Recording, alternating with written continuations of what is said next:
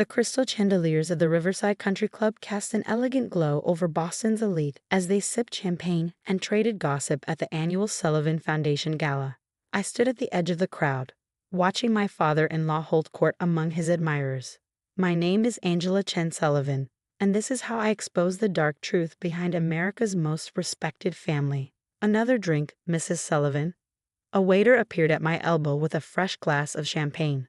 No, thank you. I needed a clear head tonight. 5 years of marriage to Michael Sullivan had taught me that his family was most dangerous when they were being charitable. Darling, speaking of which, Catherine Sullivan, my mother-in-law, glided toward me with a group of society women in tow. We were just discussing the foundation's new initiative. Perhaps you'd like to model the fundraising t-shirts? You do wear clothes so well. The implied insult was clear. That's all I was good for. Just a pretty face who'd somehow caught their precious son's eye. If only they knew what I really did at the cybersecurity firm they thought was my cute little hobby. Thank you, Catherine, but I'm quite busy with work these days. Oh yes, your little computer thing.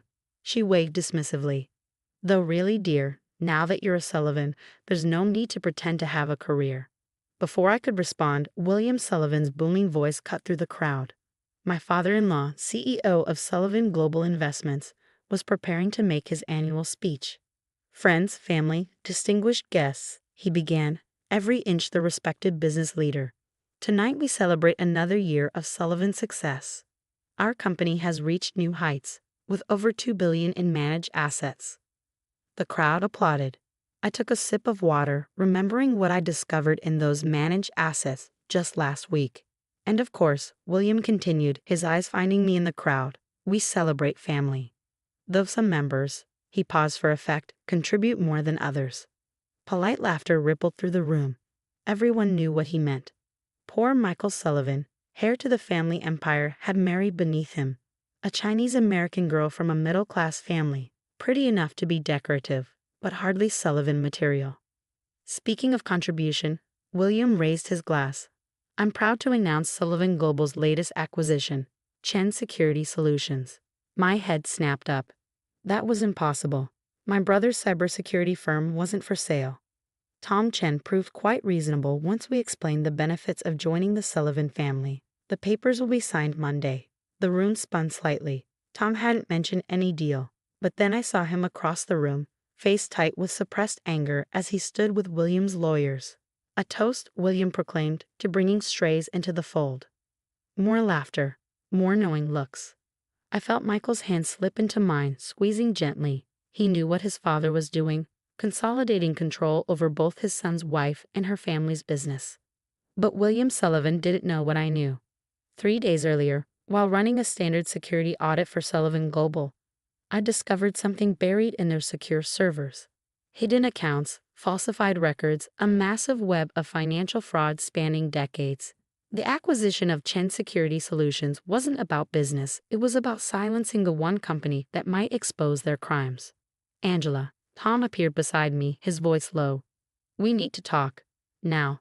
We slipped away to the club's garden terrace. In the fading evening light, my brother looked exhausted. They're blackmailing me, he said without preamble. They found out about Dad's old legal troubles in Singapore.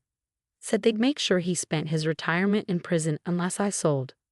Our father's legal troubles had been a misunderstanding, cleared up years ago. But the Sullivans were masters at twisting truth into weapons. The deal's not final, I said. We can still. There's more. Tom glanced around before continuing. Last week, our systems detected unusual patterns in Sullivan Global's accounts. I started dating, but then they came after Dad. Angela, I think they're running a massive fraud scheme, I finished. I know, I found it too. He blinked. How?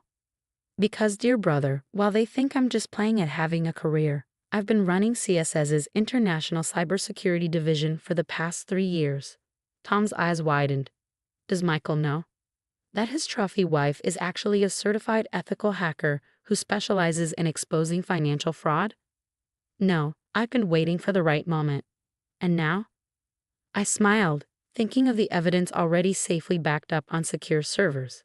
Now we have a choice to make.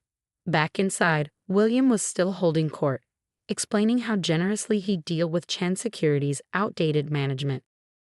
Angela, darling, Catherine called out. Come tell everyone how excited you are about the acquisition. Though, of course, you probably don't understand all the complex business details. I walked over, the perfect daughter-in-law smile fixed in place. Actually, Catherine, I understand quite well. In fact, I raised my voice slightly, ensuring William could hear. I was just discussing some interesting findings about Sullivan Global's server security. William's head turned sharply. What findings? Oh, just some routine audit results. I'm sure your tech team will want to review them. All those hidden folders, encrypted files, fascinating stuff. The color drained from William's face. Behind him, I saw one of his lawyers quickly pull out a phone. Perhaps, William said tightly, we should discuss this in private. Why? I thought family business should be transparent. Isn't that what you always say? Catherine laughed nervously. Dear, you're obviously confused. Why don't you? Conference room, William cut her off. Now, 10 minutes later, I sat across from William Sullivan in the club's wood-paneled conference room. Michael sat beside me while Tom stood by the door. Catherine paced nervously while two Sullivan Global lawyers watched with worried expressions. What exactly do you think you found? William's voice was dangerous. I opened my laptop, turning it to face him. Shall we start with the offshore accounts? Or maybe the falsified SEC filings? Or should we jump straight to the money laundering? This is absurd, Catherine sputtered. She's obviously making things up. Michael, control your wife. But Michael was staring at the screen, his finance training letting him understand exactly what he was seeing. Dad, is this true? It's nothing, William said smoothly. Complex financial structures that a simple programmer wouldn't understand. Simple programmer? I laughed. Try Chief Security Officer of Chen Security Solutions, the company you're trying to acquire to bury evidence of your crimes. Crimes? Catherine's voice rose. William, what is she talking about? Would you like me to explain, Mother? I turned to her. How about starting with what really happened to the Davidson family's inheritance? The money you were supposed to be managing for those orphan children. The room went very quiet. You've been running a Ponzi scheme for decades, I continued, using new investments to cover the money you stole from previous clients. But it's getting harder to hide, isn't it? That's why you need to absorb CSS, to control the very people who might expose you. William's facade cracked. You have no proof. Actually, I pressed a key. I have all the proof. Copies of every document, every transaction, every cover-up. Currently uploading to multiple secure locations. The lawyers started whispering urgently to each other. What do you want? William finally asked. Want? I don't want anything. But in about, I checked my watch, 30 seconds, the SEC's fraud division will receive an anonymous tip with enough evidence to start an investigation. And this time, you won't be able to bury it. You destroy this family? Catherine demanded. After everything we've given you? Given me? I stood up slowly. You've spent 5 years treating me like a brainless trophy, using my family's business as a pawn in your games, all while stealing from widows and orphans. You didn't give me anything except a front-row seat to your corruption. My phone buzzed, confirmation that the SEC upload was complete. Now, I smiled at my in-laws. Shall we discuss what happens next? The next 48 hours transformed Boston's financial landscape forever. The headlines were relentless. Sewell Evangel bail investiments under federal investigation. By alien dollar PONZICEM XPOZD Society Families Empire Built on FRAD. I sat in the FBI's Boston field office, watching William Sullivan's carefully crafted world crumble on every news channel. The evidence is extraordinary, Special Agent Sarah Martinez said, spreading documents across the conference table. 3 decades of systematic fraud, all documented in perfect detail. Your software didn't miss anything. That's what it was designed for, I replied, thinking of the years spent perfecting CSS's fraud detection algorithms. Though I never expected to use it on my own family. Michael sat beside me, still processing how thoroughly his father had deceived everyone. He hadn't spoken to his parents since that night at the country club, when William had tried to bribe me into silence with $100 million. You really think that's all it would take? I had asked him. Money? After what you've done to all those families? Now, watching the FBI's evidence teams carting away boxes from Sullivan Global's offices, I remembered Catherine's final words before they took her away. "You've destroyed everything we built." "No," I had corrected her. "You destroyed it yourselves. I just exposed the truth." The scope of the Sullivans' crimes was staggering. Over 30 years, they had stolen more than $2 billion from their clients, using new investments to pay off earlier victims while pocketing hundreds of millions for themselves.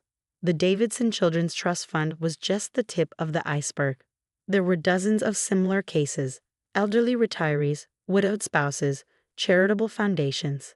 The Sullivans had stolen from them all, counting on their sterling reputation to deflect suspicion. "Mrs. Sullivan Chin." Agent Martinez's voice pulled me back to the present. "There's something else you should see." She slid a file across the table. Inside were surveillance photos of meetings between William Sullivan and members of Boston's organized crime families. The money laundering wasn't just about hiding their fraud, she explained. They were cleaning cash for some very dangerous people. Michael's face hardened. "That's why they pushed so hard to acquire CSS. They knew your security systems might detect the criminal connections." "Exactly." I squeezed his hand. "I'm so sorry, Michael. I know this isn't easy." He managed a small smile. "My wife, the secret cyber vigilant. When were you going to tell me?" "I tried several times, but your mother always interrupted with some comment about how a proper Sullivan wife shouldn't worry her pretty head about business." The memory of Catherine's condescension triggered another thought. The foundation gala, all those charities they claimed to support. Was any of that real? Agent Martinez shook her head. The Sullivan Foundation was their biggest scam. Less than 10% of donations actually went to charity. The rest was funneled through shell companies back to their personal accounts. My phone buzzed. A message from Tom. "You need to see this. Mom and Dad's house now." At our parents' modest suburban home, Tom was waiting with his laptop. "Remember how the Sullivans threatened to revive Dad's old legal troubles in Singapore?" I nodded. "Well, I did some digging. Guess who was really behind those troubles 20 years ago?" The evidence was clear. William Sullivan had orchestrated the entire incident, creating legal problems for our father and then helping to resolve them. He'd been laying groundwork for decades, collecting leverage over potential threats. "He was playing the long game," Tom said. "Probably started watching us as soon as you and Michael got serious." "But he never watched closely enough," I replied. "He was so convinced I was just a trophy wife that he never bothered to check what I was really doing at CSS. The next few weeks were a blur of federal investigations, asset seizures, and family drama. The Sullivan empire was dismantled piece by piece. Their mansions, yachts, and art collections were seized. Their social standing evaporated as Boston's elite rushed to distance themselves from the scandal. The victims began coming forward. I sat through dozens of interviews, hearing stories of lives destroyed by the Sullivans' greed. The Davidson children, now adults, had grown up in poverty while William and Catherine lived in luxury on their stolen inheritance. But it was the smaller betrayals that cut deepest. At the emergency board meeting of Sullivan Global, we discovered that even the company's legitimate employees had been victimized. The Sullivans had been stealing from their pension fund for years. Michael threw himself into making things right. As the only Sullivan not implicated in the crimes, he worked with federal authorities to help recover assets and compensate victims. The guilt of his family's actions drove him to work 18-hour days, determined to salvage something positive from the wreckage. 3 months after their arrests, I sat across from Catherine in the federal detention center. She had requested the meeting, though I couldn't imagine why. "You must be very pleased with yourself," she said bitterly. "You've destroyed a dynasty." "You destroyed it yourselves," I replied calmly. "I just chose not to be complicit. We gave you everything: status, wealth, a place in society. And this is how you repay us." I leaned forward. "You gave me nothing but contempt and condescension. You saw me as a pretty ornament for your son, too stupid to understand your complex business dealings. That was your mistake. Our mistake was letting Michael marry beneath his station. No, your mistake was believing that status and wealth matter more than integrity. That's why you never saw me coming. You were so busy looking down on me that you didn't notice I was looking right through you." As I stood to leave, she called after me, "He'll never forgive you for this. A wife doesn't betray her family." I turned back. "You're right. A wife doesn't betray her family. That's why I stopped you from destroying mine. 1 year later, Michael and I stood in the newly renovated offices of Chen Sullivan Securities. The company combined CSS's cybersecurity expertise with the legitimate remains of Sullivan Global, creating something new from the ashes of scandal. The Davidson children attended the opening ceremony. They were helping us establish a foundation, a real one this time, to help victims of financial fraud. The eldest, Sarah, now worked in our legal department.